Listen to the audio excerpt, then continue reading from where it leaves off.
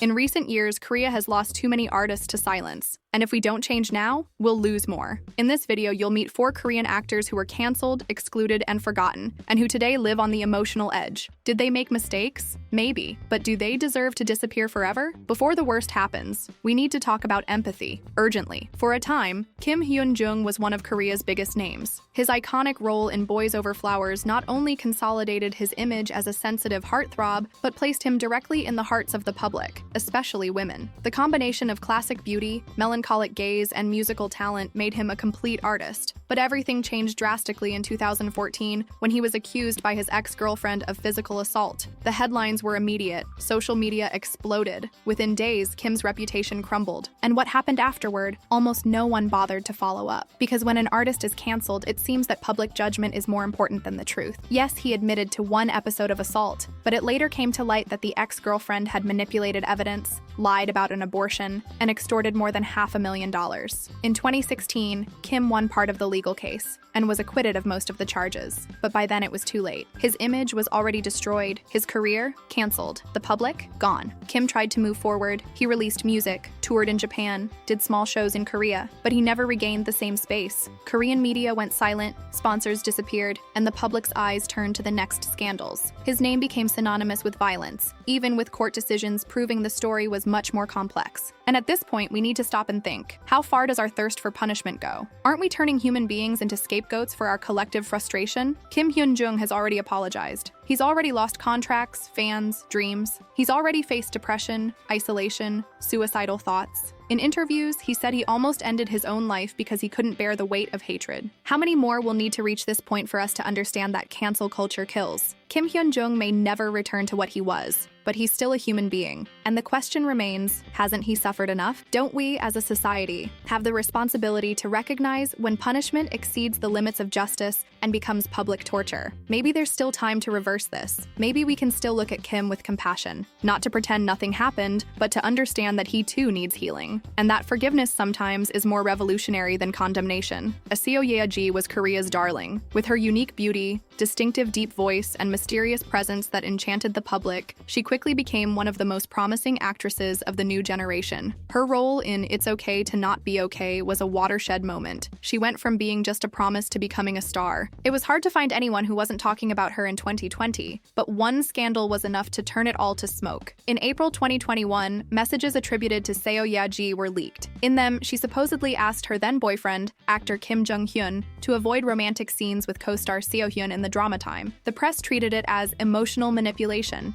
and the internet reacted with the weight of a tribunal. Criticism, boycotts, brands canceling contracts, projects being abandoned. Seo, who until then had never been involved in serious controversies, began to be called toxic, abusive, narcissistic. But was the story really that simple? Kim Jung-hyun later revealed that he was also facing mental health problems at that time. And even with various inconsistencies in the case, even with the absence of any formal complaint against her, the popular verdict had already been given. Seo Ji disappeared for more than a year. Her agency was slow to defend her. The silence was deafening. When she finally returned to screens, it was as if she were stepping on forbidden ground. The criticism was still there. The shadow of the past still loomed over her. And why? For showing herself to be too human? For living a toxic relationship like so many other people? The most uncomfortable question is, if she were a man, would the treatment have been the same? Seo Ji was never accused of a crime. She was accused of not being perfect, of having jealousy, insecurities, intense emotions, and for that, she lost everything. What are we telling the women who watch this? That they can't make mistakes? That they can't lose their way? We live in dangerous times, where mistakes become life sentences. And we forget that some people can't bear the weight of this social exile. She's in silence, still trying to rebuild her life, perhaps still fighting against fear and shame. But are we going to wait for her to disappear forever, or worse, to understand that she deserved a chance to start over? There's still time to rescue Seo Ji from the darkness, not because she's a star, but because she's a human being with pain, flaws, and above all, a soul that needs to be treated with dignity. Kim Su Hyun was, for years, synonymous with excellence in South Korean entertainment. After My Love from the Star, 2013, Secretly, Greatly, and Queen of Tears, 2024, his image was so impeccable it seemed untouchable. However, in mid-2025 came what no one expected: devastating accusations that put his entire life under scrutiny for something he claims not to have committed. In February 2025, actress Kim Se-ron took her own life on her birthday, the same day as Kim Su Hyun's birthday. Days later, videos and leaked messages from a YouTube channel, supported by her family, suggested a 6-year relationship between the two that allegedly began when she was only 15 and he was 27. That is, an illegal grooming relationship,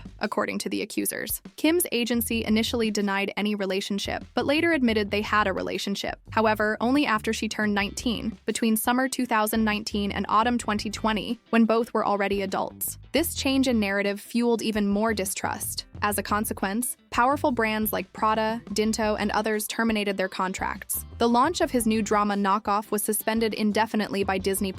Focused on avoiding scandals, sponsors demanded reparations, today reaching legal demands totaling more than 7 billion won, about $5.3 million, with active lawsuits and even asset freezing. In a press conference held on March 31st in Seoul, Kim Su Hyun appeared in tears, denied starting any relationship while she was a minor, and stated that allegations about pressure or agency debts did not cause her decision. He classified the leaked materials as fabricated or taken out of context. The case took such proportions that Kim Se-ron's family also responded legally, and he counterattacked with lawsuits for defamation, privacy violation, and stalking, seeking compensation of about 12 billion won, approximately $8.1 million. The most painful thing is realizing the human impact of all this. An artist who always kept distance from controversies saw his career collapse due to accusations still unproven or contradictory. The psychological pressure came with full force. His silence was intensely interpreted as confession, his sadness as acting, his defense as pretense. And here we are, consuming a spectacle of misfortune. He's accused of a tragedy that began with another person's real suffering, Kim Se-ron. But instead of compassion, we were quick to judge. Instead of listening, we cut and condemned. Instead of allowing truth to emerge, we preferred to shine a light on our certainties. This case questions us. How far does our judgment on social media go? How do we react to delicate accusations that mix grief, speculation, and media pressure? Kim Su Hyun may have faults, but he also has the right to doubt, and collective regret begins with the courage to stop destroying before final proof. There's still time to recognize that, within this turmoil, there's someone trying to defend himself the only way he can, crying, calling lawyers, demanding not to be completely erased. Forgiveness sometimes comes from the humility to accept we may have been collectively wrong. In 2021, the name Kim Ji-soo was on the rise. After winning over audiences with memorable roles in dramas like Angry Mom, Moon Lovers, Scarlet Heart Ryeo, and especially River Where the Moon Rises, he was considered one of the great bets of the new generation of South Korean actors. His talent was evident, his face was becoming increasingly familiar, and his career seemed about to take off. But a single anonymous post on social media was enough to turn everything to dust. The accusation was direct: school bullying. Other anonymous reports followed, allegations of violence, intimidation, and cruel behavior during school years. Kim Ji-soo published an open letter apologizing. He admitted he had a problematic past, that he hurt classmates and deeply regrets it. He didn't try to deny it, didn't hide, didn't use lawyers to silence voices. He took responsibility and paid the price. But what could have been a moment of collective learning and reflection on maturity became a public lynching. Ji-soo was removed from the historical drama he was starring in, being hastily replaced with scenes reshot. Advertising contracts were terminated, and his name completely disappeared from Korean media, as if he had never existed. This is where we need to stop and think. What do we want from people who make mistakes? Do we want repentance? Change? Or do we want them to disappear forever, even if they're no longer who they were? Ji-soo admitted his mistakes, not with arrogance or justifications, but with humility. But even so, there was no room for redemption, no invitation for dialogue, just silence and exclusion. The most dangerous thing about all this is the precedent. When even those who admit their mistakes are discarded, what incentive exists for others to do the same? Why would anyone seek to change if cancellation is definitive, with no way out? Instead of encouraging emotional responsibility,